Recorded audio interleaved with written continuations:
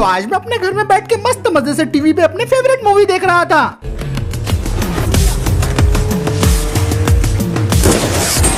लेकिन तब इतने में टीवी पे मुझे एक ऐड दिखाई देती है। तो दोस्तों आज हमारे साथ है दुनिया के सबसे अमीर कार कलेक्टर जिनका नाम है बबलू। अरे कहिए बबलू मैकेनिक तो नहीं? बबलू भाई इस शहर के सबसे बड़े कार कलेक्टर है और इनके पास दुनिया की हर एक गाड़ी मिल जाएंगी।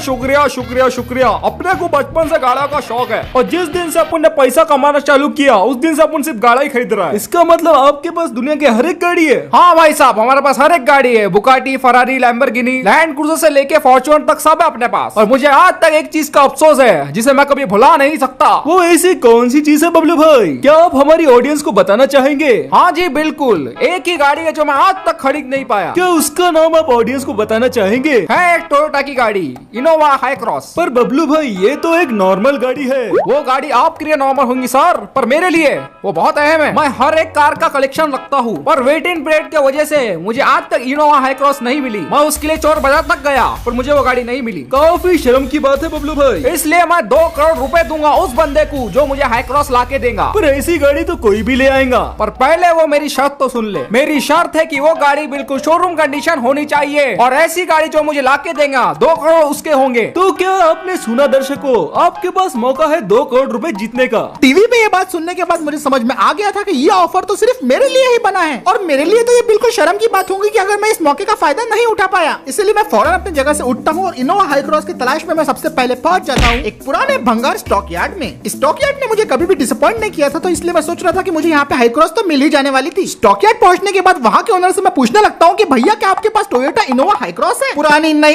एक्सीडेंटल चलेंगी? अरे भाई ये हाई क्रॉस क्या होती है? अरे भाई मैं नई हाई क्रॉस की बात कर रहा हूँ, टोयोटा की इनोवा हाई क्रॉस 30 लाख वाली। देख बाबू, मुझे तो नहीं पता, शायद मेरे बेटे को पता हूँ। मैं उसे फोन लगा के देखता हूँ। 1 2 3 4।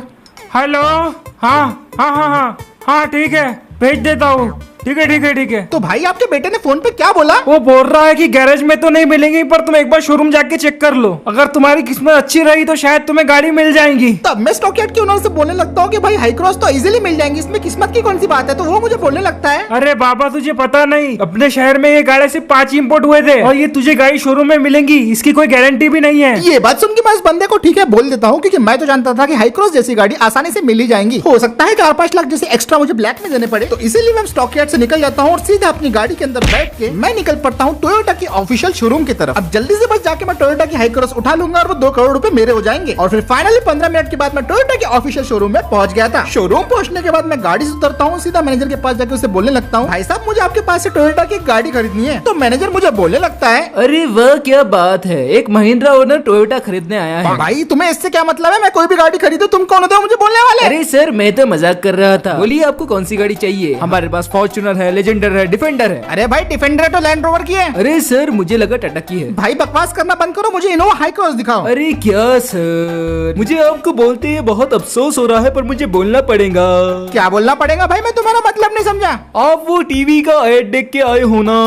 अरे वो ऐड तुमने भी देख लिया? तो इसलिए आपको वो गाड़ी नहीं मिलेगी क्योंकि हम वो गाड़ी मंगाते ही नहीं है। मगर क्यों नहीं भाई, क्यों नहीं मंगाते? देखिए सर वो गाड़ी कोई डिमांड नहीं आ रही थी, इसलिए हमने उसे इम्पोर्ट करना बंद कर दिया है। लेकिन अब तो डिमांड आ रही है ना भाई, अब तो दे दो मुझे गाड़ी वो। आई एम सॉरी सर, पर वो गाड़ी कभी वापस नहीं आएंगी। अब जैसे लोगों की एक बहुत बुरी आदत होती है, जब कोई कार लॉन्च होती है अच्छे फीचर्स के साथ तो अब लोग उसे इग्नोर करते हैं, जिससे कंपनी की सेल नहीं होती और कंपनी को ना चाहते हुए गाड़ी बंद करनी पड़ती है। और फिर एक रील बना के बोलता है कि इस गाड़ी को वापस लाओ, तो आप बोलते हैं legend is back, legend is back. तो इसलिए आप जैसे ट्रेंड पे नाचने वालों के लिए गाड़ी कभी वापस नहीं आई। लेकिन सर इनोवा अभी भी प्रोडक्शन में है और उसकी सेल्स भी अच्छी हो रही है, तो आप मुझे ये सब क्यों बता रहे हैं? वो मुझे जगह जगह गैप की आदत है, इसलिए फ्री की एडवाइस दे रहा था। अब मुझे शोरूम के ओनर की बातें सुन के लग रहा था कि हाई क्रॉस यहाँ पे तो मिलने से रही, तो मैं वहाँ से निकलने लगता हूँ। अरे सर चाहे तो पी के जाओ। लेकिन जब मैं वापस जाते हुए अपनी गाड़ी में बैठ रहा था तब मुझे समझ में नहीं आ रहा था कि असल में हाई क्रॉस अवेलेबल क्यों नहीं है। न जाने अचानक से ऐसी कौन सी बात हो गई थी कि पूरे शहर से हाई क्रॉस गायब हो गई थी और जिनके पास अगर हाई क्रॉस थी भी तो वो देना नहीं चाहते थे। इवन जब मैंने OLX पे भी चेक करा तो मुझे एक भी हाई क्रॉस सेल के लिए दिखाई नहीं दी, जो कि काफी अजीब बात थी। तभी मुझे मेरे एक पुराने दोस्त की याद आई जो कि सेकंड हैंड कार्स बेचा करता था। तो मैं फौरन अपनी स्कॉर्पियो भगा के उसके घर की तरफ तक पहुंच जाता हूँ। लेकिन जैसे ही मैंने पूछा कि फारूक भाई क्या आपके पास टोयोटा इनोवा हाई क्रॉस मिलेंगी, तो वो मुझे बोलने लगते हैं, अरे भाई क्या बोलूं, वो गाड़ी मार्केट में आई नहीं, वो और जो गाड़ी है भी नहीं हाई क्रॉस नाम से वो बनाए वाले।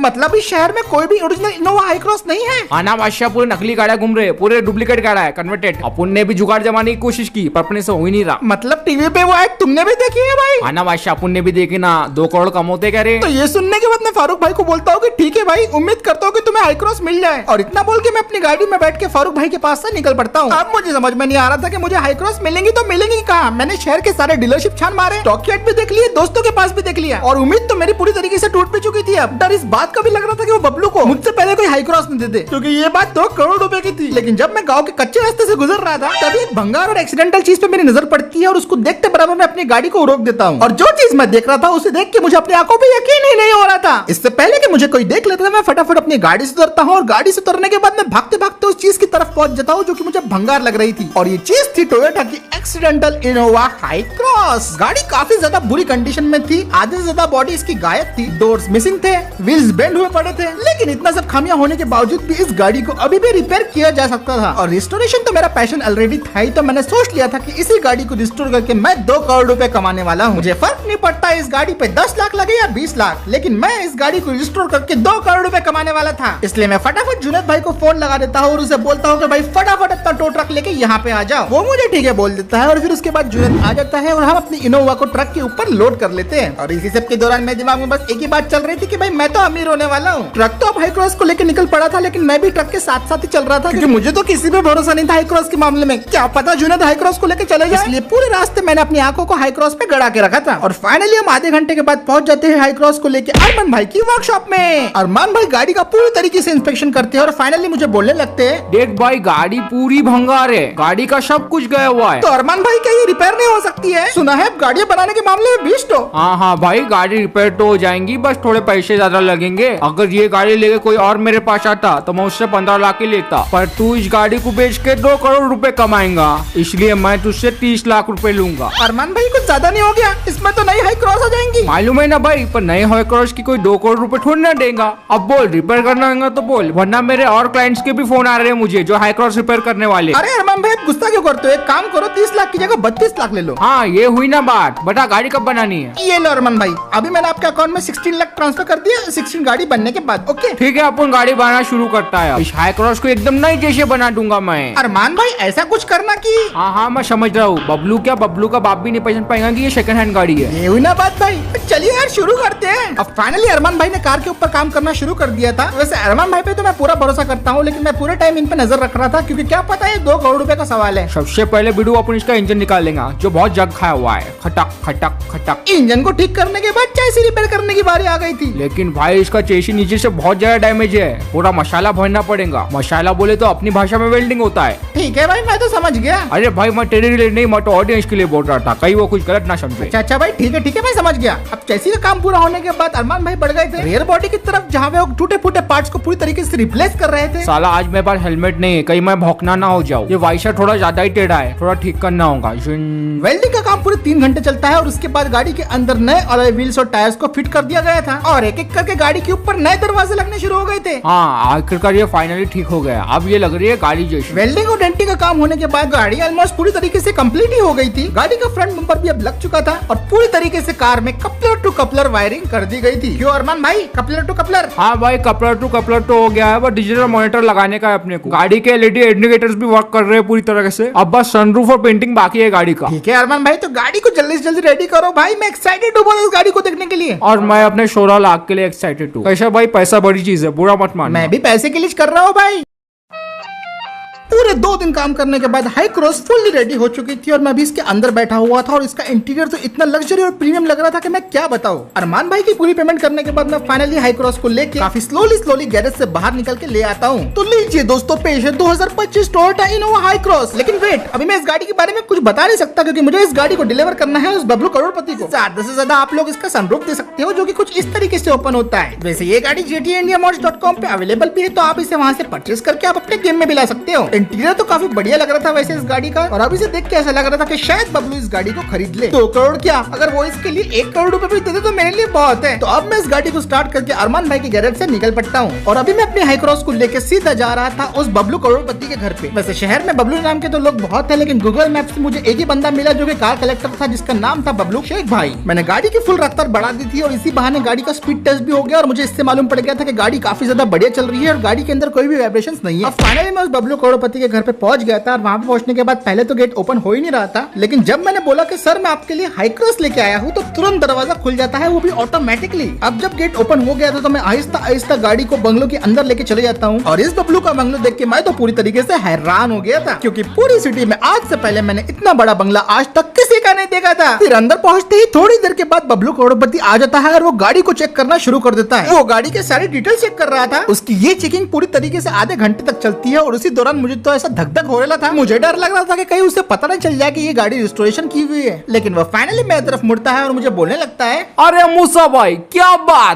बात, ये गाड़ी तो A1 है। Thank you sir, thank you, मुझे अच्छा लगा कि ये गाड़ी आपको पसंद आई। वैसे ये बात बताओ, ये गाड़ी है किसकी? अपन को ये गाड़ी खरीदने की है। सर सही बताओ तो ये गाड़ी मेरी ही है सर। बस मेरे इतना बोलने की देर थी और उस बबलू करोड़पति ने टेबल के ऊपर पूरे नोटों के गड्ढे रख दिए और मुझे बोलने लगा, अरे मूसा भाई तुम बहुत भले आदमी हो। पहले मैं 2 करोड़ रुपए देने वाला था, पर तुमने इतनी अच्छी गाड़ी दी है, इसलिए मैं तुम्हें देता हूँ पूरे 3 करोड़ रुपए। ये बात सुन के तो मुझे यकीन ही नहीं हो रहा था। सर कहीं आप मजाक तो नहीं कर रहे? 3 करोड़ रुपए वो भी सिर्फ एक हाई क्रॉस के लिए? अगर तुम्हें कम लगते हैं तो मैं 4 करोड़ देने के लिए भी तैयार हूँ। क्या बात कर रहे हैं सर? लेकिन 3 करोड़ रुपए काफी है सर, आपका बहुत बहुत शुक्रिया सर। तुम बहुत ईमानदार हो, मेरे तरफ से तुम्हें मैं 5 करोड़ रुपए देता हूँ, जाओ एंजॉय करो। अरे सर आपका बहुत बहुत शुक्रिया, मैं इतने पैसों का क्या करूँगा मुझे समझ में नहीं आएगा। ये पैसे तुम अपने पास रखो बेटा, पैसा बहुत काम आता है, और मुझे इतनी अच्छी हाई क्रॉस दिलाने का बहुत बहुत शुक्रिया। और मुझे इतने सारे पैसे देने के लिए आपका दिल से शुक्रिया सर, आपका ये एहसान मैं कभी नहीं भूलूंगा। अब तो शायद फिर से एक वीडियो बनाना पड़ेगा कि हम फिर से करोड़पति बन गए। इसी के साथ दोस्तों आज का वीडियो यही खत्म करते हैं। वीडियो पसंद आया तो लाइक शेयर सब्सक्राइब जरूर कर देना, और मैं मिलता हूँ आपसे अगले वीडियो में। लेकिन इस बंदे ने इतने पैसे क्यों दिया हाई क्रॉस के लिए?